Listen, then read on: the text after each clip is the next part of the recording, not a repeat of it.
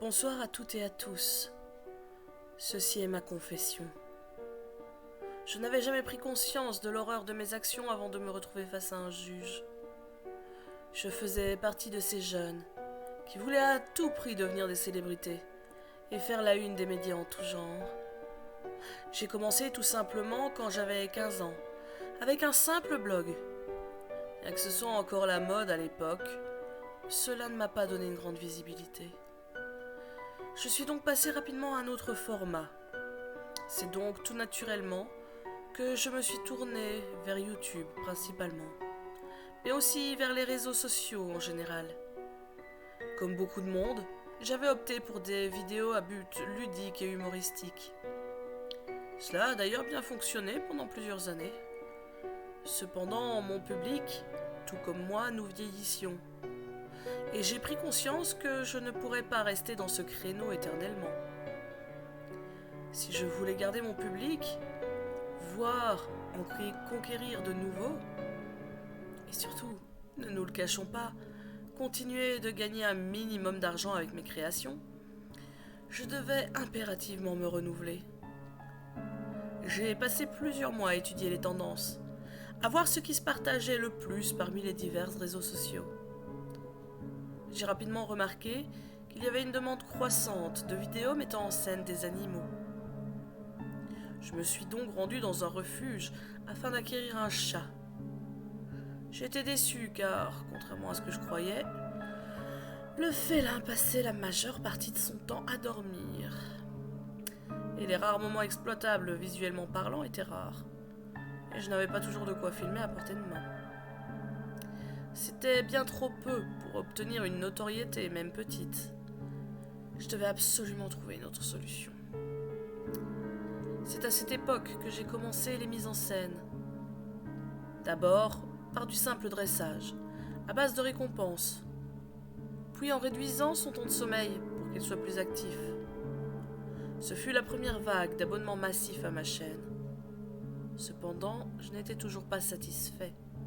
Il m'en fallait plus. Je voulais absolument en faire mon métier. Au cours de mes pérégrinations sur le net, j'ai découvert ce qui allait devenir le créneau principal de ma chaîne, le sauvetage d'animaux. Ces vidéos attiraient un nombre impressionnant de viewers. Malheureusement pour moi, il était très rare de tomber sur des animaux dans le besoin. Du moins, pas dans l'état attendu par les internautes. Il fallait plus de pathos. Plus. Toujours plus. Il fallait donc que je trouve un moyen de réduire le facteur chance. Puisque je ne pouvais pas compter sur les rencontres, bien trop hasardeuses, il fallait que je les crée. J'ai donc acheté des animaux en animalerie. J'ai commencé avec des rongeurs, petits, faciles d'accès, bon marché et faciles à transporter. Je les blessais suffisamment pour générer de la sympathie et de la pitié dans les yeux des autres. Puis je les soignais en filmant chaque étape du processus.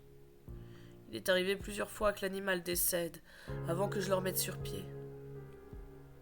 Ce n'était pas la méthode la plus prolifique. Mais ça générait tellement de clics que je peux aisément dire que ce fut la seconde vague d'abonnements massifs sur ma chaîne. C'est ce qui m'a permis de prendre de plus gros animaux. Cependant, afin d'éviter que l'animal meure avant son rétablissement, j'ai décidé d'inverser le processus de ce que j'appelais alors mes créations. Je prenais des animaux en pleine forme, avec lesquels je tournais des scènes joyeuses, puis je dégradais progressivement leur santé, filmant chaque étape de la déchéance. Et pour finir, je montais les images pour donner l'illusion d'un sauvetage et d'une amélioration de la situation, pour terminer sur les premiers instants de l'animal où il était en pleine forme. J'étais doublement gagnant, la santé financière de la chaîne était au beau fixe, et en prime, tout le monde pensait que j'étais un homme bien, à la limite de la sainteté. Les commentaires négatifs étaient rares, et mes modérateurs les effaçaient rapidement. Cela fonctionnait étonnamment bien pendant des années. Malheureusement, j'ai sacrifié beaucoup d'animaux, car ils ne se remettaient pas des mauvais traitements que je leur infligeais. Mais à l'époque, je ne me rendais pas compte de la gravité de mes actes. Tout ce qui m'importait alors était le fait que les vidéos étaient bouclées et rentables. Contrairement à mon ancien procédé où si l'animal mourait avant rétablissement complet, je ne pouvais pas terminer la vidéo. Afin d'augmenter toujours plus ma communauté, j'ai également alimenté massivement mes réseaux sociaux de photos d'animaux de compagnie dans des positions jugées mignonnes. Si les gens avaient su comment je les faisais, ils n'auraient plus du tout trouvé ça mignon. Il n'était pas rare que j'utilise des liens ou parfois même de la glu pour maintenir les membres de l'animal immobile.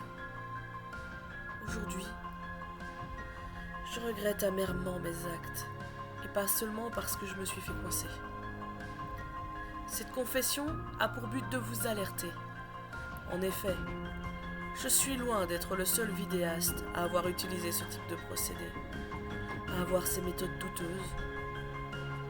Des vidéos qui paraissent mignonnes cachent souvent de sombres secrets. Les émotions, ça fait vendre. Méfiez-vous toujours des images qui vous bouleversent, vous ébranlent, génèrent en vous toutes sortes de passions. Elles sont souvent bien trompeuses.